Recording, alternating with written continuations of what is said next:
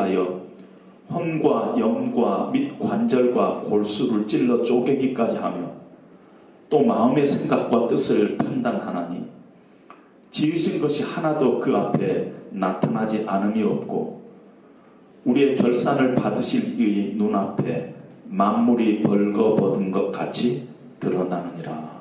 아멘. 오늘 검보다 더 예리한 말씀이란 제목으로 송윤규 목사님 말씀을 전가하실 때 여러분들에게 귀한 은혜의 시간이 되시기를 바랍니다.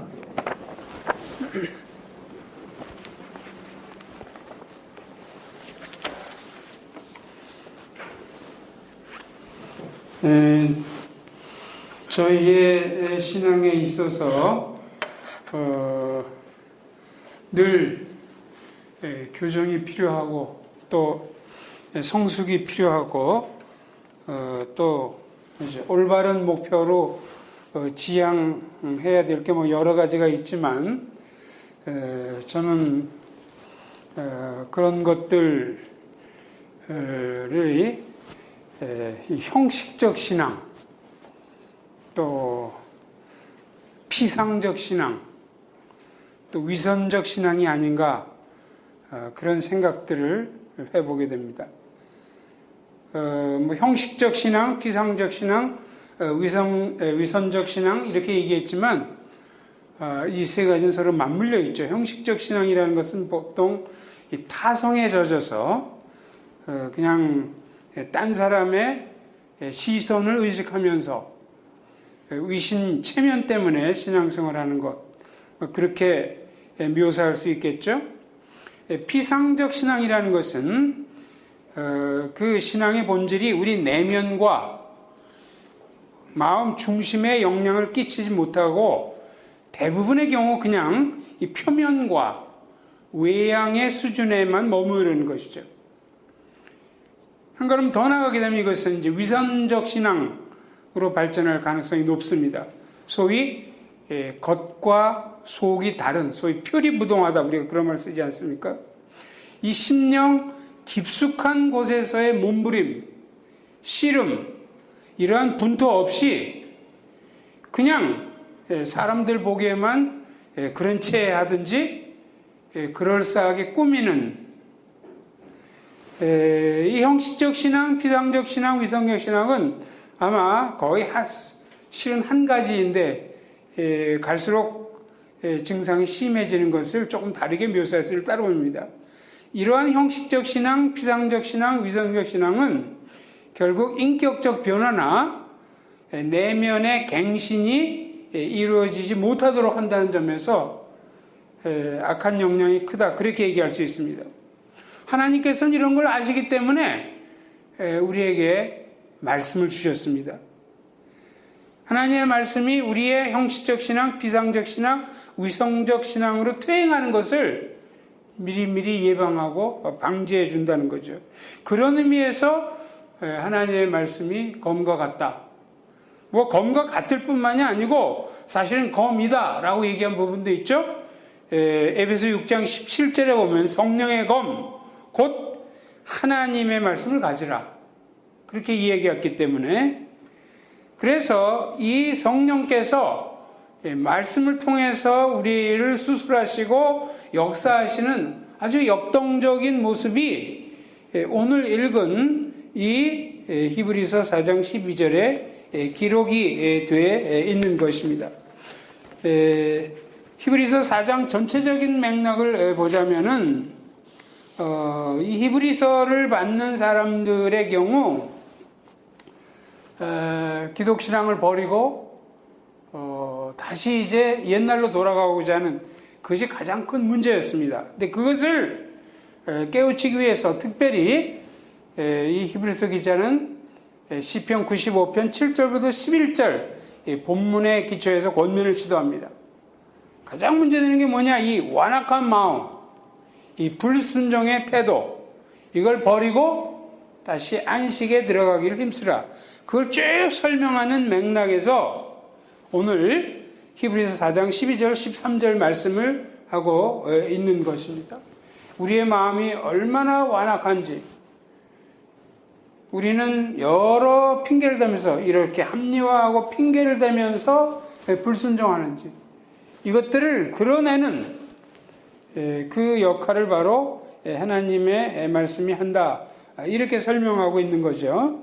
이제 그런 의미에서 하나님의 말씀과 검 이것을 견주어서 유추해서 설명을 하고 있는 거죠.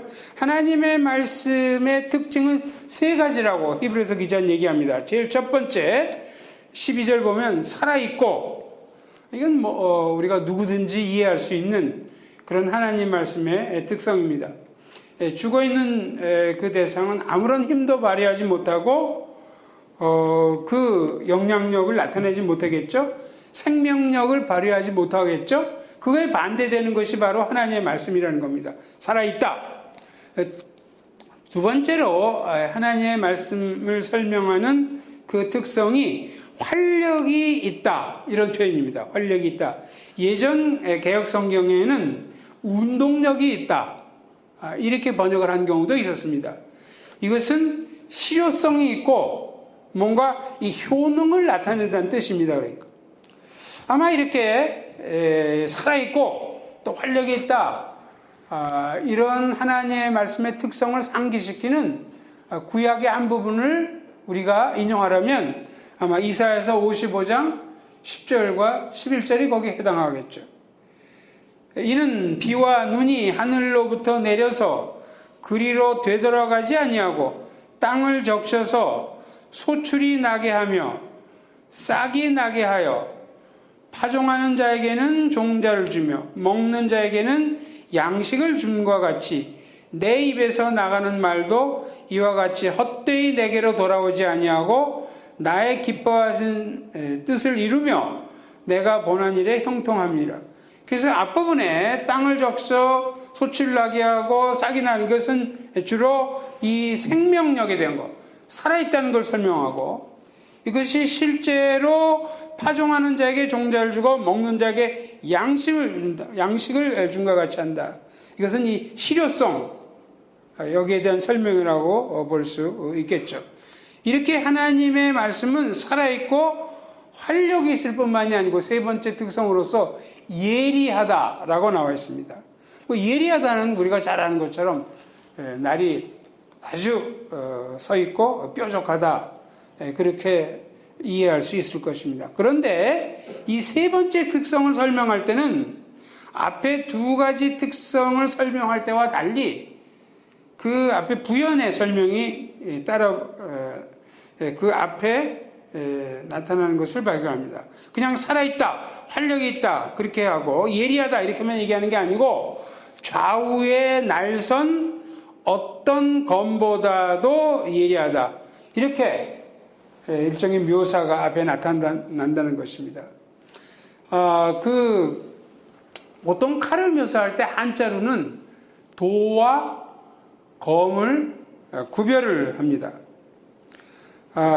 그래서 도는 날이 한쪽만 서 있는 큰 칼을 얘기하죠. 보통 동양인의 칼이나 우리나라 칼도 그렇고 이 아라비아 사람들의 칼이 여기에 해당되어 있겠죠.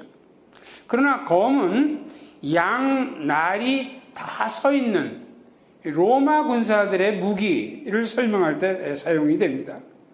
그래서 이 로마 군사들의 칼을 양쪽에 날이 서 있다. 이제 그것을 우리 히브리서 기자는 좌우에 날선 검이다 이렇게 묘사합니다. 어떤 사람은 이것을 한자로 양이검, 양쪽으로 날카로운 검이다 이런 표현도 썼습니다. 영어의 two-edged sword라는 말이 바로 이런 것들을 이야기를 합니다. 그런데 하나님 말씀은 이 로마 군인들의 좌우에 날선 검을 능가할 정도로 예리하다. 거기서 그 좌우에 날선 어떤 검보다도 예리하다 이렇게 얘기하니까 이런 특성을 설명하면서 사실은 살아있고 여기서 조금 발전적으로 활력이 있고 거기서 더 발전적으로 얘기하는 것이 바로 이 예리하다는 특성입니다. 이렇게 이 좌우의 날선 어떤 검보다도 예리하다고 설명하면서 로마 군사들의 칼을 여기에 도입시키고 있는 거죠. 그러면 로마 군사들의 칼이 소위 양이검이 한쪽만 이렇게 있는 이 도보다도 양쪽에 날이 서 있을 때 그것이 갖는 효능이 뭐냐 물어볼 때 바로 거기 계속해서 나오는 것처럼 예리하여 혼과 영과 및 관절과 골수를 찔러 쪼개기까지 한다. 이런 표현입니다. 찔러 쪼갠다.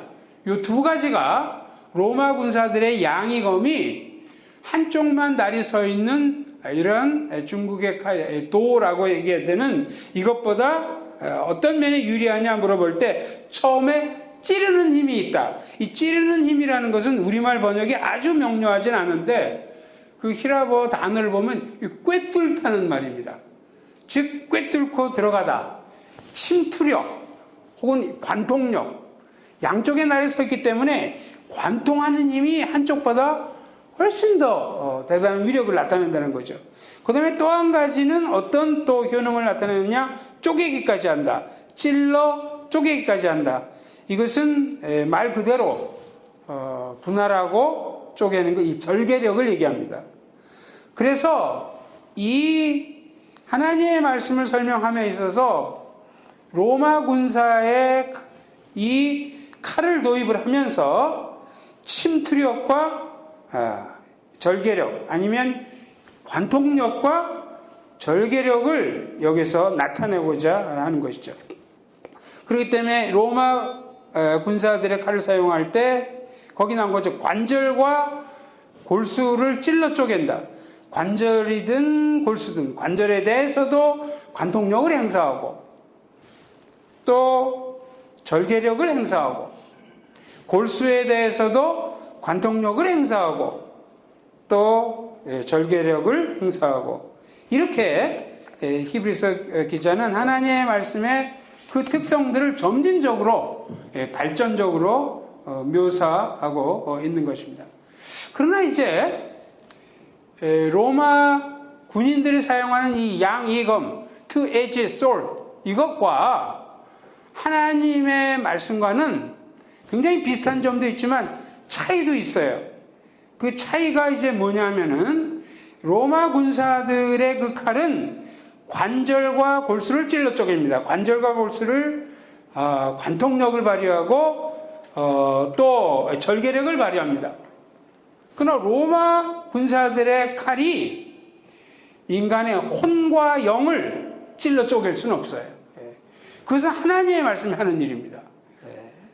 그래서 이때 이제 혼과 영을 그 하나님의 말씀이 찔러 쪼갠다 이야기할 때 이때 혼과 영은 뭐 이거 완전히 나눠서 생각하기보다는 우리가 흔히 쓰는 표현처럼 우리의 심령을 우리의 마음 중심을 찔러 쪼갠다 이렇게 이해할 수 있을 것입니다. 인간의 물리적인 칼은 절대 우리의 심령 우리 영혼의 깊은 것들 이런 것을 관통에 들어간다든지 그것을 절개한다든지 그것을 할 수 없죠. 그러나 하나님의 말씀은 우리의 심령을 깊이 뚫고 들어간 관통력을 발휘하고 그것을 낱낱이 쪼개놓는 이 절개력을 나타낸다. 이렇게 이야기를 하고 있는 거죠. 그래서 오늘 우리가 그냥 표면적으로 읽으면 그냥 쭉 이런 말들을 막 열거하는 것 같지만 히브리서 기자는 히브리서 전체를 보면은 굉장히 특이한 분석력을 가지고 있어요. 여러 구약의 멜기세덱에 대해서든가 아론보다 낫고 누구보다 낫고 이걸 할 때 굉장히 점진적이면서 이 분석적인 그 능력이 뛰어난 사람이에요. 그러니까 과거에는 히브리서를 이제 바울이 썼다고 생각했지만 오늘 학자들은 이제 그렇게 생각하지 않는데 누군지는 모르죠. 어떤 사람은 바나바라고 얘기하고 그러지만 누군지 잘 모릅니다. 그러나 그 히브리서가 누군지는 모르지만 굉장히 이런 것들을 점진적이고 발전적으로 설명하면서 그 분석의 필치가 가해져 있는 이런 내용들이 많이 이렇게 나타나죠. 그러니까 이렇게 쭉 이렇게 살았고 활력이 있고 그 다음에 예리하고 예리할 때는 로마 군사의 칼을 도입을 하고 그리고 로마군사의 칼도 하지 못하는 일을 하나님의 말씀이 하고, 그게 뭐냐 물어볼 때 영혼과 혼과 영혼을 찔러 쪼갠다. 그러면 영혼과 혼과 영을 찔러 쪼갠다는 말이 더 구체적으로 무엇입니까 물어보면 바로 그 다음에 나오는 것처럼 또 마음의 생각과 뜻을 판단한다. 이런 말로서 혼과 영을 찔러 쪼개는, 즉 관통하고 또 절개력을 발휘한 그것이 구체적으로 뭐냐 물어볼 때 마음의 생각과 뜻을 판단한다. 다시 또 이 표현을 써서 자세히 묘사를 합니다. 여기 보면 한 세 가지 사항이 발견이 되죠. 하나님의 말씀이 역사하는 궁극적 자리, 이 좌선은 바로 마음입니다. 마음은 눈으로 관찰할 수 없고 인간이 쉽사리 인지할 수 없는 인간의 내면이죠. 그 마음의 그 핵심적인 그 활동이 뭐냐 물어보면 생각과 뜻이에요. 거기 마음의 생각과 뜻. 여기서 생각은 마음속으로 궁리하는 겁니다.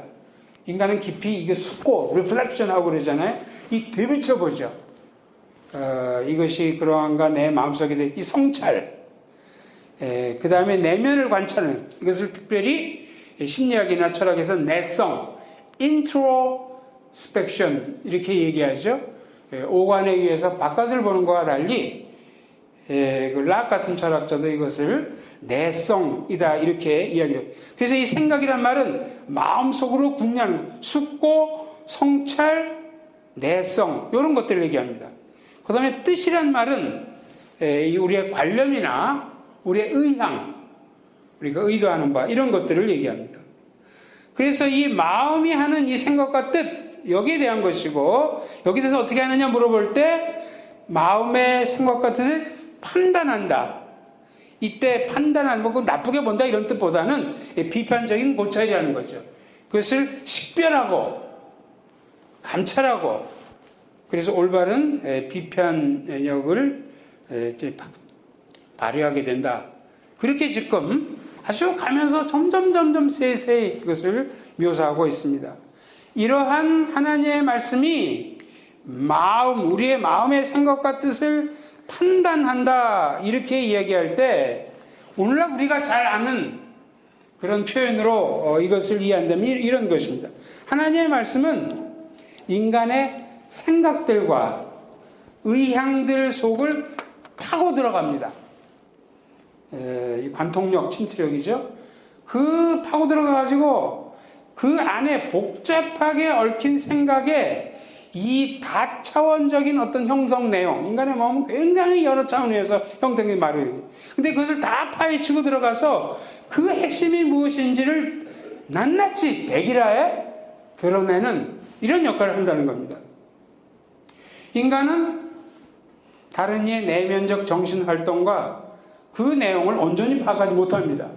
심리 분석이 있고 프로이드가 융이 뭘 얘기하고 다 하지만 그냥 궁극적으로 완전히 밝혀내지 못해요. 추측을 할 뿐이죠. 상당히 맞는 것도 이제 꽤 많이 있지만, 그러나 하나님의 말씀은 인간 존재의 중심부를 파고 들어가가지고 그 숨은 동기, 그 사람이 왜 그런 생각을 하고 왜 그런 활동을 했는지 그 목적과 이유, 의식의 내면적 흐름과 그 굴곡 상태들, 그리고는 심지어 잠재의식 가운데 억눌려 있거나 이 감추어진 기억과 경험까지도 밝혀내는 이런 역할을 한다는 것입니다. 오늘날 우리가 아는 심리 용어를 써서 표현한다면 그런 것이죠. 그래서 하나님의 말씀은 인간 내면을 속속들이 조명하고 밝히 드러내기 때문에 우리는 하나님의 말씀을 대할 때 꼭 사람에게 하듯이, 우리 가끔 사람 앞에서는 가면을 쓰기도 하고 어떤 수작을 부리기도 하고 핑계를 대고 합리화도 하고 그러죠. 그러나 하나님과 하나님 말씀 앞에서는 절대 그럴 수가 없다는 거죠. 그러니까 왜냐하면 이러한 우리의 가장 중심을 파고 들어가는 이 침투력, 이 관통력과 그것을 낱낱이 다 파헤치는 이 절개력, 그것 때문에 그렇다는 거죠. 예를 들면은 산상수훈 6장 같은 데서 우리가 이제 하나님의 말씀을 읽든지 하면서 우리가 이런 걸 발견하게 되죠. 산상수훈 가운데 마태복음 6장에 보면은 구제, 금식, 기도, 소위 의의 행위들, 이것들을 평가하고 판정하는 그런 내용을 주님이 말씀하지 않으셨습니까? 우리가 다 잘 아는 일이죠. 그러나 같은 구제, 같은 금식, 같은 기도를 할지라도, 외적으로 다 똑같다 할지라도 주님은 그의 동기, 이것이 뭐냐에 따라서 천양지판의 판정, 평가가 가능하다. 이렇게. 예를 들면은 구제, 금식, 기도를 하면서 사람들에게 보이고 그들에게 칭찬을 들으며 저 사람 되게 스피리추얼한 사람이야. 이런 영적인 인물로 부각되고자 하기 위해서 구제, 금식, 기도를 하는 경우도 있다는 거죠. 실제로 상당히 많은 경우 그렇다는 겁니다. 그러니까. 그러나 또 한 가지도 가능한데 바로 은밀히 보시는 하나님 앞에서 하는 구제, 금식, 기도도 있다고 주님은 계속 강조해서 얘기하십니다. 사람들은 구별을 못해요. 사람들은 우리의 구제와 금식과 기도를 잘 구별을 못합니다. 왜냐하면 우리는 겉으로만 볼 뿐이기 따름이죠. 그러나 하나님과 하나님의 말씀은 우리의 마음속을 깊이 꿰뚫고 들어와서 이런 그릇된 동기와 위선을 지적한다는 거죠. 그러니까 이것이 하나님 말씀이 하는 중요한 역할입니다. 또 우리가 뭐 이거 말고도 우리 뭐 교회 생활을 뭐 한다든지 이제 그럴 때 그런 경우도 꽤 많이 있죠. 예를 들면 우리가 공동체 생활을 하다 보면 모든 사람이 다 마음에 들진 않아요. 저도 그런 경우가 있고 또 저에 대해서도 모든 분들이 항상 저를 마음에 들어 하지 않죠, 사실은. 그건 뭐 그렇게 뭐 아주 잘못된 것만은 아닙니다. 우리의 취향은 조금씩 다르기 때문에. 그러나 어쨌든 교우들하고 생활하다 보면 별로 마음에 들지 않은 교우가 생길 수 있어요. 의견이 충돌이 된다든지 또 많은 경우 이 기질의 차이, 이것이 서로 좋아하고 교인들끼리 이걸 굉장히 많이 만들어냅니다. 어떨 때는 그냥 아무 생각 없이 농담을 한 건데 그것 때문에 내가 무시당했다고 내가 우리 집에서 자라날 땐 저런 식은 나를 무시하는 들어도 있기 때문에, 그러니까 우리는 뭐 이 자라난 차이라든가 기질의 문제, 의견 충돌 이런 것 때문에 막 드러내진 않지만 마음에 들어하지 않고 이런 경우가 다 이제 많이 생기죠, 이제. 그런데 이런 경우가 있지만 주일에 만나서 그래도 웃으면서 악수를 청한다. 그 사람에 대해서. 그 웃으면서 악수를 청하는 그 행위에 뭐 예를 들면 두 가지 동기가 가능하겠죠. 뭐 여러 가지가 있겠지만 이제 대표적으로 추출을 한다면 그렇다는 겁니다. 막 웃으면서 악수를 하는데 그 마음의 동기가 뭐냐면 이제 교회 곧 직분자 투표가 있다. 저 자식이 전혀 내 마음에 들진 않지만 그렇지만 내가 한 표를 더 얻으려면 이렇게 웃으면서라도 할 수 없이 악수를 해야지. 이런 동기로 웃으며 악수할 수 있죠.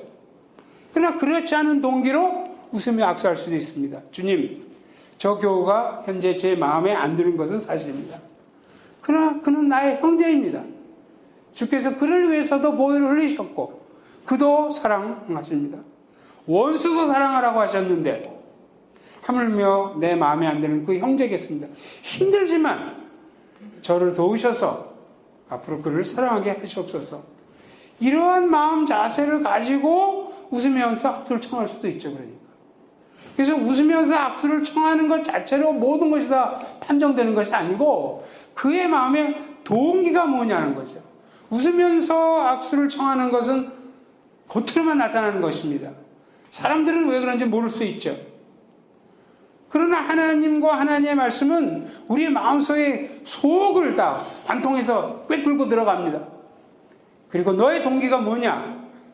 우리가 위선적으로 행동했을 때 하나님의 말씀 우리의 심령을 꿰뚫고 들어와서 우리 심리 상태를 낱낱이 분해하고 판단하는 이런 역할을 한다는 거죠. 이렇게 히브리서 기자는 그냥 하나님의 그 말씀을 그냥 지나가듯이 쭉 이런 말을 쭉 열고 하는 것이 아니고 사실은 굉장히 이런 것들을 아주 자세히 이제 점진적으로 하나하나씩 하면서 이것을 설명하고 있는 것입니다. 그 당시 히브리서 기자의 편지를 받던 사람들 특별히 이런 문제점이 바로 이 완악한 마음, 또 이 불순종하는 것, 이런 것이었죠. 그러니까 우리가 뭐 이 완악한 마음을 품을 때 우리 나름대로 다 이유가 있어요. 이런 설명 갖다 붙이고 저런 설명 갖다 붙이고 이제 그러면서 하거든요. 하나님의 말씀은 그런 걸 다 꿰뚫다는 것입니다. 불순종할 때 우리가 함부로 불순종하지 않죠. 주님 환경이 이렇습니다. 그래도 쟤보다는 그래도 나는 그래도 순종하는 거잖아라든지 여러 핑계를 대고 위선을 부리고 이제 막 그러는 거죠, 우리가. 그럴 때 하나님의 말씀이 그 속을 다 꿰뚫고 들어가서 침투에 들어가고 관통력을 발휘하고 거기에 그것을 낱낱이 분해하고 드러내는 이런 절개력을 이제 발휘하게 된다는 거죠. 그러면 하나님의 말씀이 이제 그렇게 우리 영혼과 혼과 영을 찔러 쪼개고 관통력과 절개를 발휘하고 특별히 마음의 생각과 뜻을 판단한다 이렇게 얘기했는데 어떻게 하나님의 말씀이 그런 능력이 있느냐 그것을 13절에서 설명합니다. 13절에서 여기에 하나님의 말씀과 하나님이 어떤 분이신가 아주 긴밀하게 연관이 되어 있습니다. 도대체 어떻게 해서 하나님의 말씀은 일반 철학 이론도 아니고 심리 분석 이런 것도 아니면서도 이 하나님의 말씀이 이렇게 깊이 우리 심령 깊숙이까지 관통하고 복잡히 얽히고 설킨 우리의 부패한 마음 상태를 쪼개고 노출시키는 이런 힘이 있는 것일까? 그것은 너무도 명명백백한 표현이지만 말씀이 바로 하나님의 말씀이라는 거예요. 하나님이 어떠한 분이시냐? 이것을 13절에 보면 세 가지로 거기서 설명을 하고 있습니다. 첫 번째 보면은 지으신 것이 하나도 그 앞에 나타나지 않음이 없고 그는 결국 하나님 자신을 얘기하는 거죠. 그러니까 지으신 것이 하나도 그 하나님 앞에 나타나지 않음이 없다. 왜 그래? 이 말의 의미는 뭐냐면 하나님 앞에서는 그 어떤 피조물도 물론 인간을 포함하는 거죠. 자신의 모습을 감출 수가 없다는 겁니다. 왜 그럴까요? 바로 하나님이 인간의 창조자요, 설계자요, 지탱자이기 때문에 그렇습니다. 우리의 영혼도 하나님이 만드셨고 지탱하시고 그게 어떻게 돌아가는지를 아주 잘 아시는 이런 분이라는 거죠. 예를 들면 자동차를 설계하고 고안한 사람에게는 자동차의 내부 구조와 기능이 그대로 드러나는 것과 똑같은 이치입니다. 소설가에게 그 주인공의 말과 동작, 줄거리, 소설에서 깔려있는 복선들, 클라이맥스, 이거는 뭐 그냥 훤히 다 보이는 거죠. 왜냐하면 그 소설가가 그 소설의 주인공이던 이를테면 창조주와 설계자의 지탱자이기 때문에 그런 거죠. 하나님도 이러한 분이기 때문에 우리의 심령, 내면, 영혼도 하나님이 만드시고 하나님이 유지시키시고 나가기 때문에 하나님의 인식을 벗어날 수 없다는 겁니다. 바로 이런 하나님의 말씀이기 때문에 이런 관통력과 절개력을 행사한다. 히브리서 기자는 결국은 하나님의 말씀을 하지만 최종적으로는 하나님과 연관을 짓습니다. 또 한 가지 이 하나님이 어떤 분이시냐 묻는다면은 우리의 창조주요 설계자의 지탱자이실 뿐만이 아니고 13절 계속 우리의 결산을 받으실 이라고 나옵니다. 우리의 결산을 받으실 이. 이것은 특별히 심판주로서의 하나님을 얘기합니다. 심판주로서의 이 세상에도 심판하시지만 최후 심판은 우리에게 더 염두를 두고 생각해야 되겠죠. 최후 심판 때 요한계시록 20장에 나오는 것처럼 하나님은 우리의 행위를 저울질해 보실 거예요. 물론 이때 최후 심판 때 우리 행위를 저울질 하신다는 것은 우리 신자들을 지옥으로 보낸다 그런 뜻은 아닙니다. 우리는 이미 예수를 믿기 때문에 지옥으로 떨어지는 일은 없어요. 그러나 상급을 결정하고자 할 때 다시 한번 이 우리의 행위를 저울질하는 것이 매우 중요한 것으로 나타나 있습니다. 그러면 일반 재판관도 그렇지만 최후 심판 때 심판을 하실 하나님이시라면은 최소 두 가지 모든 재판관은 최소 두 가지 자격 요건이 필요해요. 뭐냐 묻는다면 우선은 상대방을 제대로 알아야 됩니다. 상대방을 제대로 자세히 파악하지 않고 어떻게 판정을 낼 수 있겠어요? 두 번째는 정실에 치우치지 말아야 됩니다. 그걸 알면서도 봐주고 그렇게 하지 않았는데 꼬인 마음으로 더 심한 판정을 내린다면 옳지 않겠죠. 이 중에서도 두 가지 요건이 필요하지만 훨씬 더 근본적인 것은 첫 번째입니다.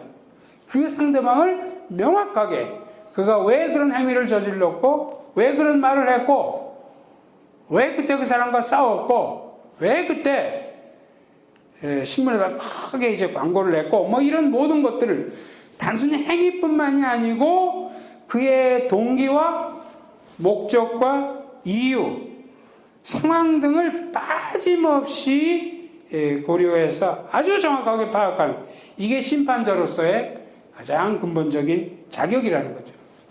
사실 이것은 하나님의 전능성과 전지성과 다 연관된 이러한 능력입니다. 그래서 그 최후 심판 때는 우리는 아무렇게 핑계를 대지 못하고 완전히 그 결산을 받을 하나님 앞에서 모든 것들을 이실직고하게 되어 있어요. 로마서 14장 말씀이나 고린도후서 5장 말씀이다 그런 겁니다. 바로 이런 하나님이시니까 이렇게 모든 걸 완전히 다 결산을 받고 이실직고하게 되어 있고 다 이러한 최후 심판자로서 이런 하나님의 말씀이니까 오늘 읽은 것처럼 이러한 관통력과 절개력을 발견. 마지막 세 번째로 이 하나님이 또 어떤 분이시냐 묻는다면은 거기 나온 것처럼 그 이의 눈앞에 만물이 벌거벗은 것 같이 드러나느니라. 이것은 뭐 앞에서 얘기한 것과 조금씩 연관이 되지만 조금 다른 측면에서 또 하나님이 어떤 분이신지를 여기 얘기하고 있습니다. 그의 눈앞에 만물이 벌거벗은 것 같이 드러난다. 이 창조주요 이 심판주에게는 피조물의 모든 상태와 면모가 하나도 빠짐없이 노출된다. 이런 뜻이죠. 여기서 눈앞에 드러난다는 것은 아주 매우 특수한 그 동사라고 주석가들과 전문가들은 얘기합니다. 여기서 눈앞에 드러난다는 표현은 짐승을 도살할 경우에 그 짐승의 목을 꽉 잡든지 아니면 목을 이렇게 뒤로 젖혀가지고 짐승의 숨통이 잘 보이도록 하는 거예요. 제가 대학 때 전공이 축산이기 때문에 그거 좀 압니다. 닭 잡을 때도 뭐 쉬운 거지만 이렇게 완전히 이렇게 해갖고 여기 숨통 끊을 걸 이제 돼지의 경우도 마찬가지 다 그래야지. 그래서 이 짐승을 도살할 경우에 그 짐승의 목을 꽉 잡든지 목을 뒤로 젖혀가지고 이 숨통이 잘 보이도록 한다. 이런 의미가 여기 담겨 있다는 거죠. 그러니까 바로 이렇게 그 우리의 내면을 아주 정확하고 세밀히 파악하시는 이런 하나님이라는 것이죠. 그러니까 바로 이런 하나님의 말씀이니까 하나님의 말씀이 그러한 관통력과 절개력을 갖는다고 얘기하는 것입니다. 그가 우리의 창조자이기 때문에 그가 우리의 심판자이기 때문에 그가 우리의 모든 걸 아시는 이러한 분이시기 때문에 그 하나님의 말씀도 이런 놀라운 관통력과 절개력을 갖는다고 얘기한 것입니다. 바로 하나님께서는 우리에게 여러 신앙의 문제점이 있지만 특별히 이 형식적 신앙, 이 피상적 신앙, 위성적 신앙이 계속되는 걸 아시기 때문에 사람들이 이렇게 위선적 신앙을 갖고 피상적 신앙을 갖고 위선적 신앙을 갖는다는 걸 당신은 그럼 어떻게 알고 그런 얘기를 하느냐? 같이 좀 신앙생활 해보면은 대개 어느 정도 알지 않습니까? 처음엔 모르지만 조금 지내보면 알죠. 그러니까. 뿐만 아니고 많은 그 신앙의 조상들이 형식적 신앙, 피상적, 위상적 신앙을 계속 경고하고 있어요. 특별히 퓨리탄들의 글을 보면은 아주 명명백백하게 우리 신앙의 문제점 중에 이런 형식적 신앙, 피상적 신앙, 결국 위선적 신앙으로 퇴행해 나가는 거예요. 이거 얼마나 많이 경고를 하고 있는지 모릅니다. 뿐만 아니고 저는 사실 남 이야기하기 전에 제 자신을 보면 알 수 있어요. 설교를 하고 목사고 또 신학교에서 가르치고 했지만 그냥 타락한 본성들이 드느냐 똑같아요. 오히려 목사가 부리는 위선이 더 큽니다. 그러니까 항상 구약에 보면 그 신앙의 타락이 제사장 집안으로부터 오잖아요. 엘리의 두 아들이 그걸 보여주잖아요. 초신자들이 교회를 망치는 경우는 굉장히 드물어요. 주로 종교 지도자들, 굉장히 하나님과 가까이 있다고 겉으로는 보이지만 이런 사람들의 타락이 훨씬 큰 것이죠. 그러니까 지도자들의 문제가 가장 큰 것입니다. 그렇기 때문에 하나님께서는 이 형식적 신앙, 피상적 신앙, 위성적 신앙이 계속되면 그 피해가 얼마나 큰지 알 수 없겠다. 이 말씀을 얘기해 주신 것이죠. 그 피해는 우선 자신이 병들게 돼요. 이런 형식적 신앙, 피상적 신앙, 위선적 신앙 그대로 견장해요. 그 사람이 속한 공동체가 썩기 시작을 하게 됩니다. 그걸 비판하면서도 배우게 되거든요, 결국은. 예. 특히 우리 리더, 또 부모, 종교 지도자, 선생, 선배들이 이런 신앙적 증상을 탈피하지 못하면 결국은 우리의 자녀들에 대해서, 우리의 후배들에 대해서, 초신자들에 대해서,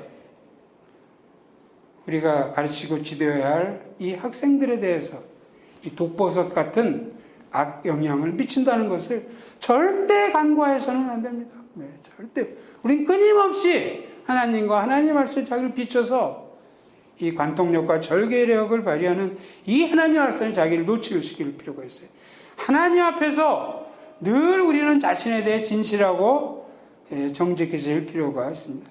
나는 정말 어떤 면에서 형식적, 비상적, 위성적 신앙 이것을 반복하고 어떤 면에서 지금 탈피의 노력을 하고 있는가.